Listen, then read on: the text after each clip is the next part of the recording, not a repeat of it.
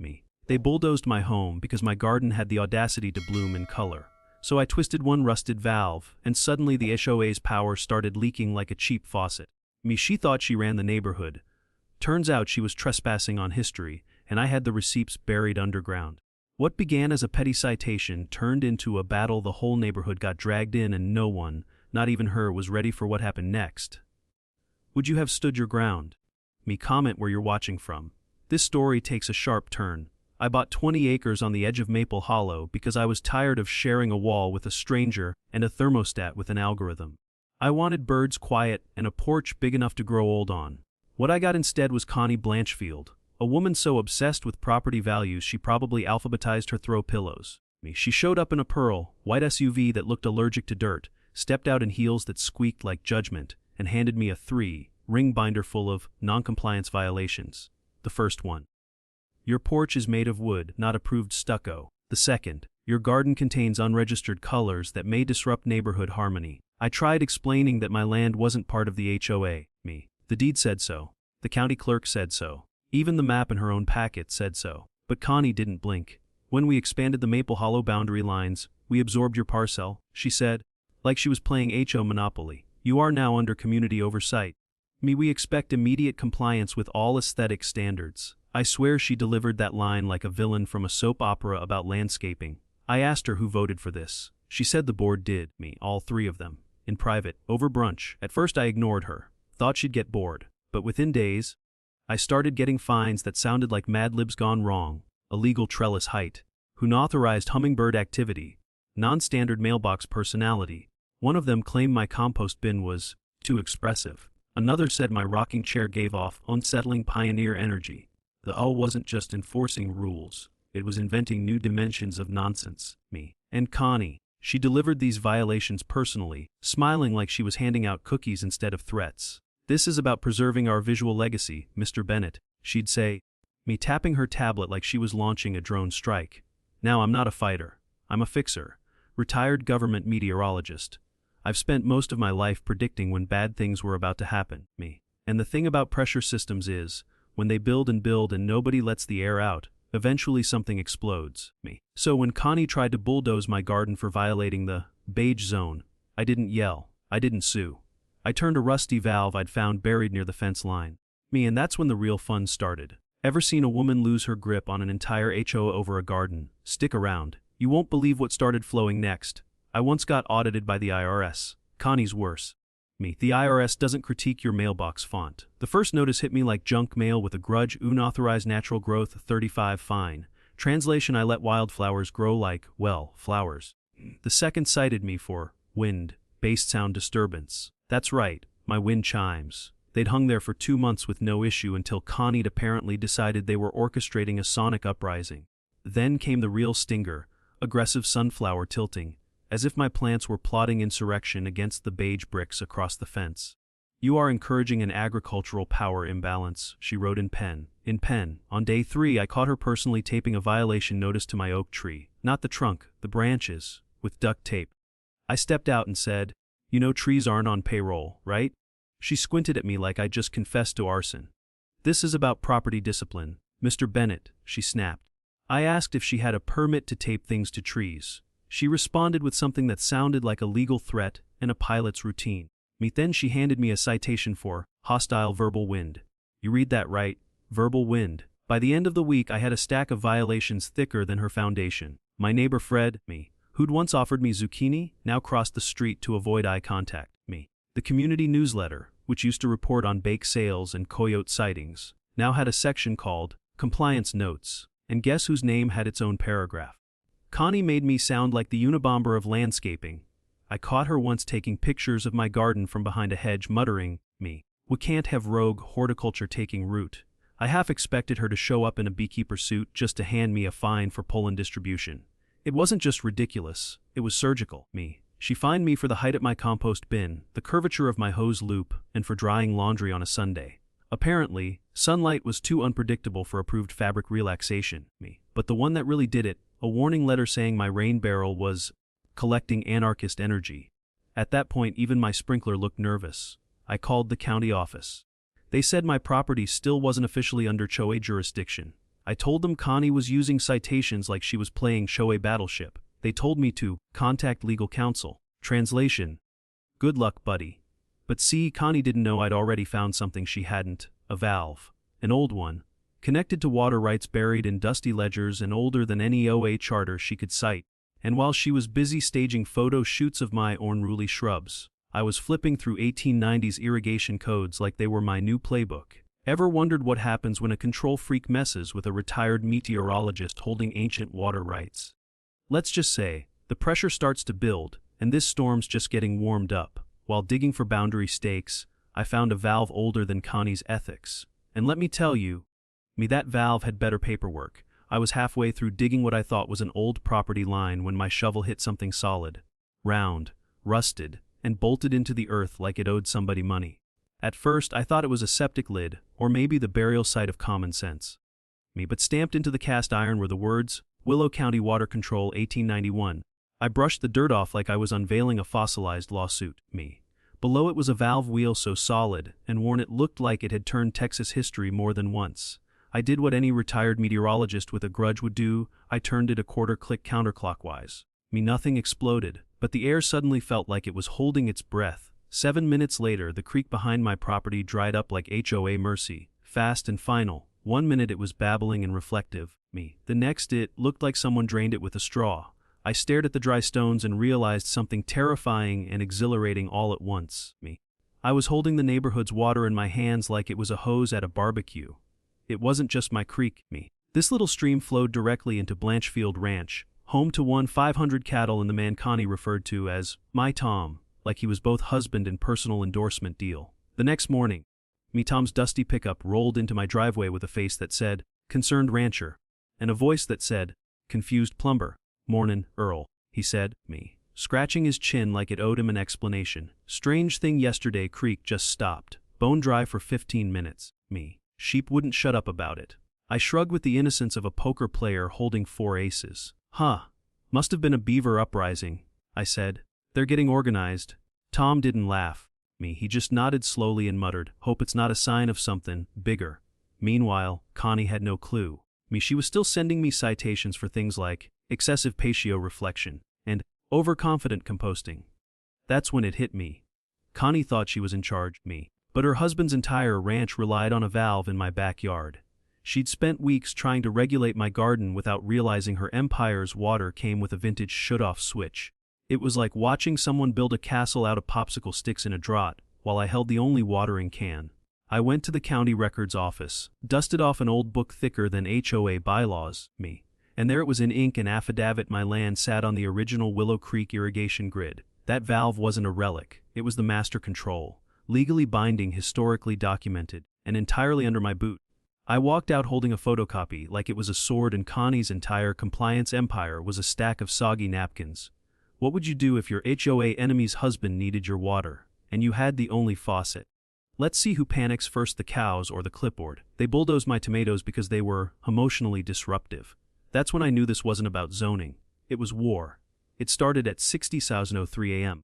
with the sound of diesel rumbling like an angry stomach full of HOA chicken scratch. I stumbled out barefoot, expecting maybe a delivery truck. What I got was a bulldozer idling at the edge of my wildflower garden, its blade already chewing through marigolds like they owed it money. Behind it, a dump truck bearing a magnetized decal that said, Emergency Remediation Crew, and beside that, Connie Blanchfield herself, dressed like a villain in a business, casual reboot of The Purge, clipboard in hand, lipstick on point, and that awful smirk that said, this is for the good of the community. I ran out yelling, what the hell is going on?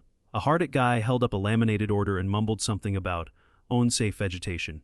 Unsafe. What were my petunias plotting a coup? Connie stepped forward, waving her printed document like it was the Constitution. Due to immediate risk of visual contamination, we've initiated emergency aesthetic stabilization. I asked what she was even talking about. She pointed to my squash bed and said, that yellow is not within the HOA's seasonal palette. I stared stunned, while they flattened my heirloom tomatoes, plants I'd nurtured from seeds like they were adopted family. People who call themselves enforcers usually can't enforce a conversation. They just memorize procedures and hope no one questions them with logic or a valve. They didn't stop at the flowers. My tool shed gone. My handmade trellis snapped in half. Even my compost barrel was tossed like it was radioactive. The worst part, me. Connie watched the destruction like she was directing a feel-good demolition montage.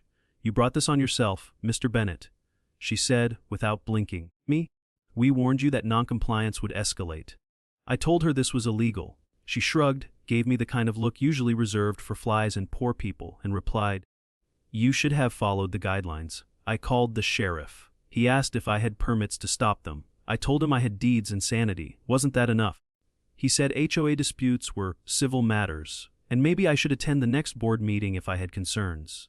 So let me get this straight, they can bulldoze my garden with fake paperwork. But I can't defend it without notarized proof of sanity. That's when I realized Connie didn't need real rules. Just the confidence of someone who'd never been told no and a printer with unlimited toner.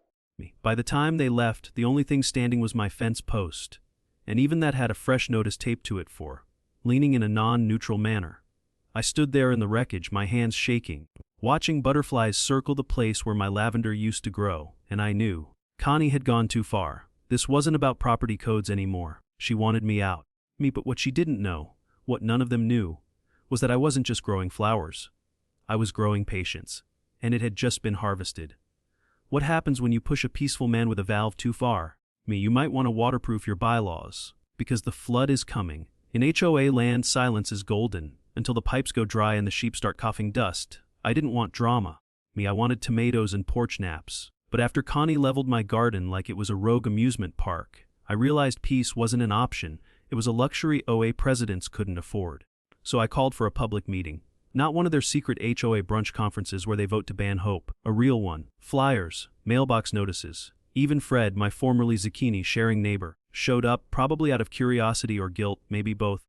Connie strutted into the community center like she was accepting a daytime Emmy for outstanding performance in petty tyranny. She launched into her speech like it was scripted by a robot trained on HOA manuals and expired soup labels. "We must protect the visual continuity of our community," she said, clutching her microphone like it might vote against her. "Unregulated properties threaten our collective serenity." I waited patiently, flipping through a folder of historic water maps like I was reading her future. Then I plugged in my portable pump, connected it to my phone app, and tapped the button. The whir was soft, but the silence that followed was louder. The room stared at the display. Within 2 minutes, the water pressure reading dropped like Connie's credibility at a book club. That's when the doors flew open. Tom Blanchfield, boots muddy, face red, hat in one hand, rage in the other, marched in like a cattle stampede in human form. "What the hell did you do, Earl?" he shouted, waving his phone. "My troughs are dry! You turned off my cows!" Connie tried to shush him, but Tom wasn't having it. "You told me this was about flowers!" Now I got sheep hacking like chain smokers and cattle kicking dust into each other's eyes. The room turned on her like a tide hitting a paper boat. Her smile froze mid-Botox. Her words evaporated mid-lie. If you want the truth, interrupt a liar's speech with your irrigation dashboard. It's more honest than a dozen HOA emails and twice as entertaining. I warned the board. I said calmly, pointing at the water maps and deeded rights. I didn't make threats. I made a choice, because someone wouldn't stop bulldozing gardens to build empires. Connie stepped forward, eyes wild, voice high. "This is blackmail by plumbing?" I raised an eyebrow. "Mom, it's called cause and effect." "Yours caused it, I affected it." Tom sat down like the wind had left his boots, muttering something about goats refusing to eat dry grass. And that was just the beginning. I hadn't even brought out the old county seal copy with my water rights inked in pre-HOA font. "Would you forgive the person who ruined your garden if their husband begged on his knees?" "Yeah, me neither." But wait for what happens next. It involves a sign, a sheriff, and a crowbar. They say you can't fight City Hall, but nobody warned them about trench warfare via garden hose. After the HOA meeting went sideways and Connie's Botox cracked like old grout, you'd think she'd back off. But no, she doubled down like a raccoon in a trash can with something to prove. 3 days later, a man in khakis and confusion showed up at my property line. Clipboard, sunglasses, me attitude set to medium rare. Said he was conducting a community safety evaluation. I asked for a warrant. He handed me a pamphlet. I asked again. He looked over his shoulder and whispered, "Between us, I don't even know what I'm looking for." Turns out Connie had sent him. No official paperwork, no authorization. Just a note that said, inspect for unsanctioned hose behavior and possible route-based violations. The poor guy didn't even bring a measuring tape. I called the sheriff on speakerphone right in front of him. Me, sounds like harassment, the deputy muttered. Want us to swing by? I nodded, and the inspector went pale like someone just flushed his HOA stock options. Connie arrived 10 minutes later in a state of heat stroke, level denial, flapping another set of bogus forms. This is a routine courtesy check to ensure law and ethics are maintained, she screeched. The first rule of HOA warfare: never bring a fake clipboard to a real cowboy standoff. Especially when the cowboys got legal water rights and a flip phone with speed dial to the sheriff. When the cruiser pulled up, the look on Connie's face could have curdled almond milk. The deputy stepped out, shook my hand, looked over her forms, and said, "Mom, me. This appears to be a creative writing assignment, not legal documentation." Connie started to argue. Of course she did. But then the inspector broke. "She told me to look busy!" Me. "I didn't sign anything," he blurted like a man on the last lap of his career. The deputy raised an eyebrow, looked at me, and muttered, "I think this falls under HOA meltdown protocol." Later that evening, I caught Connie arguing with her own sprinkler system. Her voice echoed across the cold D-sake. "Why, I said 75 degrees, not 90! Me. "You're undermining the hydrology aesthetic." I could have sworn the sprinklers hissed louder out of spite. Her hair, once a helmet of authority, wilted into something resembling a panicked poodle. Me neighbors who once feared her were now waving at me with cautious thumbs ups, like they were switching sides in a very polite revolution.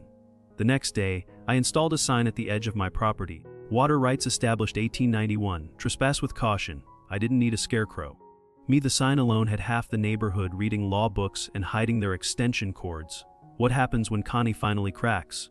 Her husband's about to find out, and so is everyone else. Me. Hope you brought an apology pie. There are 3 things I never thought I'd see: a 400 fine for unspooled hose, a goat on a HOA board, and Tom Blanchfield crying in my driveway. It was 10:03 a.m. Me, when the knock came, not a polite tap, but the sound of a man whose life was falling apart one tro at a time. I opened the door, and there was Tom, mud on his jeans, sweat in his beard, me, and one 500 thirsty livestock screaming in the background of his voicemail. "Earl," he whispered, his voice cracked like an old barn door. Me. "They're gonna die if that water don't come back." And before I could blink, he dropped to his knees, right there on my gravel path, like a man praying to the plumbing gods. "Please. Me, I don't care about the politics. Just don't let the animals pay for this mess." I had to hand it to him. He finally looked more weathered than my garden. I didn't speak right away. Let him sit in it, me. Let the weight of HOA stupidity settle on his shoulders like a bag of wet mulch. Then I knelt beside him and said, "I'll turn the water back on, Tom. Me, but it comes with conditions." He nodded like a man being offered oxygen. "First, Connie resigns. Second, the OA restores every inch of my garden and shed. Third, I want a written apology. Real ink. Me, none of that PDF cowardice." He blinked. "She won't agree to that." I smiled. "Then she better start practicing drought management. Sometimes justice comes with a clipboard and a vengeance. And sometimes it cries on your porch and smells like sheep." By noon, Connie had convened another emergency session, which these days meant folding chairs in the rec center and panic muffins from Costco. She strutted to the podium, but the crowd had changed. No more obedient nodding, just crossed arms and muttered questions like, "Me, is this the garden guy?" And "Why did she bulldoze lavender?" I walked in right on cue, holding the signed water rights document in one hand and my phone in the other. Me, one tap and I could cut hydration like a light switch in a blackout. Connie tried to speak, really tried, but it came out jumbled. Me. "This whole situation has been massively misrepresented by a rogue horticulturalist." Someone in the back laughed. I held up my phone, want to test the pipes again. Tom stood, his face pale but clear. "Me, enough," he said. "You lied to me, you lied to this community, and you almost killed everything I've worked for." His voice cracked again, but this time from anger, not thirst. "I support his demands. Me, if you don't resign, we'll hold a vote. Right here. Right now." The room fell quiet, except for the sprinkler in the corner that hissed in perfect comedic timing. "Did you think it was over?" Me. "Not until the HOA rewrites its rules, and we rewrite Karen out of the picture." 6 months later, I've got sheep fertilizer in my flower beds, HOA bylaws rewritten in Sharpie. Me. And peace growing like zucchini after a good rain. Turns out, when you stop choking a neighborhood with nonsense and start watering it with truth, things bloom fast. Tom and I became porch buddies. He brought cheese, I brought coffee, and neither of us mentioned his ex-wife unless it was to toast her departure. The HOA, now run by actual humans instead of walking spreadsheets, reallocated Connie's failed pool and pergola expansion budget to fix my garden, rebuild my shed, and install a little bronze plaque on my porch that says, "Let the man garden." Somewhere in Waco, me. Connie was reportedly seen arguing with a rental office about window treatments and community bird noise. Tom filed for divorce citing irreconcilable delusion. The paperwork reportedly included Exhibit BC, a laminated citation for unauthorized squirrel encouragement. Meanwhile, the new board president, Patricia, a retired kindergarten teacher with the spine of a Navy SEAL, started every meeting with a laugh and ended it with cookies. No more weaponized newsletters, no more duck and cover landscaping. Just folks figuring out how to live without needing a legal ruling on patio chairs. We even held a vote to rename the community creek. The winner, Earl's Run, followed closely by the runner-up, Karen's Tears. The best revenge is being left alone, with better soil, smarter neighbors, and the last laugh written in legal precedent. Every Thursday, Tom brought over a wheel of cheese from his grateful livestock. Each label said, "Hydraulic Justice, aged 6 months." We ate it on my rebuilt porch, surrounded by blooming squash and sunflowers, tilting as proudly as ever. Occasionally, someone new would stop by, ask about the garden, and Tom would nod toward me and say, "That man turned one valve and flushed out a tyrant." I didn't argue. The truth doesn't need fertilizer. It just needs time and the right kind of rain. On the last day of fall, I dug up the old citation Connie taped to my fence, the one that said, "Floral expression exceeds visual protocol." I framed it and hung it in my bathroom, just under a portrait of a sunflower flipping the bird. And for the first time in years, I could breathe without a permit, plant without fear, and walk barefoot without a clipboard chasing me. They demolished my flower bed. I rewrote the neighborhood. Sometimes the most powerful system isn't the HOA. It's a man with a wrench, a sense of humor, and one very old valve. And that's how a retired meteorologist with one good porch and one ancient valve outlasted a tyrant in pearls and a clipboard full of fiction. I didn't scream. I didn't sue. I just turned the right wheel at the right time and let the water do the talking. You see, this wasn't just about flowers or fences or cows coughing dust. This story was about something bigger, how ordinary folks can stand up to overreach, how humor can outlast hostility, and how justice sometimes looks like a garden blooming where bulldozers once rolled. If you felt that, if you laughed, nodded, or clenched your jaw right along with me, then this story was for you. Now it's your turn. Smash that like button if you've ever tangled with a Karen and lived to tell the tale. Drop a comment if you'd defend your garden, your goats, or your good name. Subscribe to the channel so you don't miss the next battle, the next twist, the next poetic piece of petty revenge wrapped in law and laughter. Because this isn't just storytelling, this is neighborhood therapy with a side of cheddar. And friend, you belong here.